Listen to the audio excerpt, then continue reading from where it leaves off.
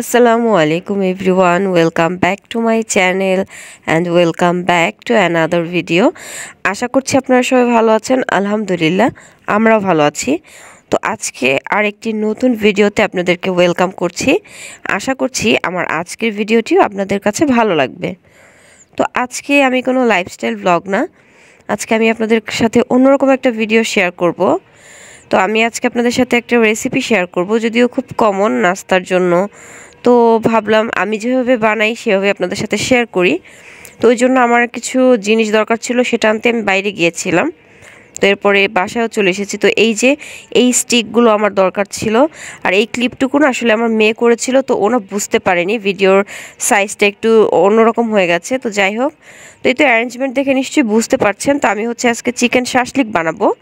তো এখানে আমি আপনাদের আগে দেখিয়ে নিচ্ছি যে কি আমি নিয়েছি। এখানে ছিল ক্যাপসিকাম, গাজর, পেঁয়াজ, তো সবগুলো কিন্তু আমি কিউব কিউব করে কেটে নিয়েছি। আর এখানে আমি আজকে চিকেন প্লাস সসেস দুইটাই ইউজ করব। তো এখানে চিকেনের যে বোনলেস যে বুকের যে মাংসটা, সেটা আমি কিউব করে কেটে নিয়েছি। আর সাথে সসেজগুলো আমি দুই ধরনের করে কেটে নিয়েছি। তো চিকেনগুলো ম্যারিনেট করার জন্য যে আমি সসটা রেডি করব, সেই জন্য আমার যা যা লাগবে আমি নিয়েছি। এখানে প্রাণের যে ধনিয়া পাতার সস এইটা, আর নিয়েছি সয়া সস, তারপরে সাথে আমি টমেটো সস ইউজ করব। আর এখানে ছিল চিলি ফ্লেক্স, তারপরে গোলমরিচের গুঁড়া। তো এগুলো দিয়ে আমি একটা মশলা তৈরি করব যে চিকেনটাকে ম্যারিনেট করে রাখার জন্য। তো এই তো আমার সব কিছু আমি রেডি করে নিয়েছি। এখন আমি একটা বাটির মধ্যে প্রথমেই যে শুকনো যে উপকরণগুলো সেগুলো নিয়ে নিব। তো এখানে না আমি আসলে মশলার পরিমাণটা ওভাবে উল্লেখ করছি না, ঝাল লবণ এটা আর কি যে আপনারা যেভাবে পছন্দ করেন সেভাবে কম বেশি করে নিতে পারবেন। তো এই জন্য আমি এখানে আমার আন্দাজ মতোই দিয়ে নিচ্ছি। এখানে মরিচের গুঁড়া, তারপরে ধনিয়ার গুঁড়া, জিরার গুঁড়া, সামান্য একটু হলুদের গুঁড়া, লবণ, এখন গোলমরিচের গুঁড়া। তো এগুলো আমি আমার আন্দাজ মতো আমি দিয়ে নিয়েছি।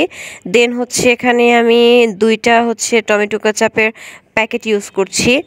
আর এখানে দিব আমি এই যে প্রাণের যে ধনিয়া পাতার সসটা।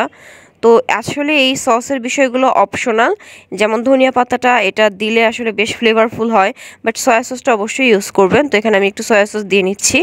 আর সয়া সসটা একটু অবশ্যই পরিমাণ মতো দিতে হবে, যেহেতু আমি লবণ অ্যাড করেছি, আর সয়া সসে কিন্তু লবণ থাকে। তো এখন আমি সবগুলো উপকরণ খুব ভালো করে মিক্স করে নেব। আর এখন আমি যে চিকেন আর সসেজগুলো কেটে রেখেছিলাম সেটাকে এই সসের সাথে খুব ভালো করে হাত দিয়ে মিক্স করে এটাকে রেস্টে রেখে দেব 10-15 মিনিটের জন্য। এটা আসলে যত বেশি সময় ম্যারিনেট করে রাখা যাবে তত ভালো।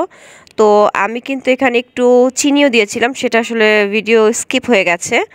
তো এরপরে বেশ অনেকক্ষণ পরে আমি এখন এই যে শাসলিকগুলো কিন্তু স্টিকে গেঁথে নেব।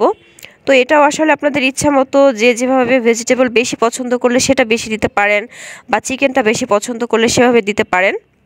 তো আমার হাজব্যান্ড আসলে ক্যাপসিকাম, পেঁয়াজ, তো এইসব ধরনের ভেজিটেবলগুলো বেশি পছন্দ করে। এই জন্য আমি একটু মাংসর পরিমাণটা কম রেখে এগুলো একটু বেশি স্টিকে তারপরে নিয়ে নিয়েছি। তো এই যে মাশাআল্লাহ দেখতে তো ভীষণ কালারফুল লাগছে। আমার শাসলিকগুলো কিন্তু আমি একদম সব রেডি করে নিয়েছি। তো এখন এগুলোকে ফ্রাই করার পালা। তো আমি একটা প্যানে এই তো তেল নিয়ে নিয়েছি। এখন তেলটা গরম হয়ে গেলে তারপরে আমি এক এক করে শাসলিকগুলো দিয়ে দিব। আর চুলার আঁচটা কিন্তু মিডিয়ামে রাখতে হবে। তো এখানে আমি এই যে বাকি যে ম্যারিনেট করার পর যে সসটা ছিল সেটা কিন্তু ব্রাশ দিয়ে এই শাসলিকগুলোর উপরে একটু একটু করে ব্রাশ করে দিব। এতে করে কি হবে, শাসলিকগুলো ড্রাই হয়ে যাবে না, খুব জুসি একটা ভাব থাকবে। তো এই তো আমার ফাইনাল লুক শাসলিকের। মাশাআল্লাহ খুব মজা হয়েছিল কিন্তু। তো আপনারা অবশ্যই ট্রাই করে জানাবেন কেমন হয়েছে, আর আমার আজকের ভিডিওটি কেমন লাগলো তাও জানাবেন। দেখা হবে নেক্সট কোনো ভিডিওতে। সে পর্যন্ত ভালো থাকবেন। আল্লাহ হাফেজ, আসসালামু আলাইকুম।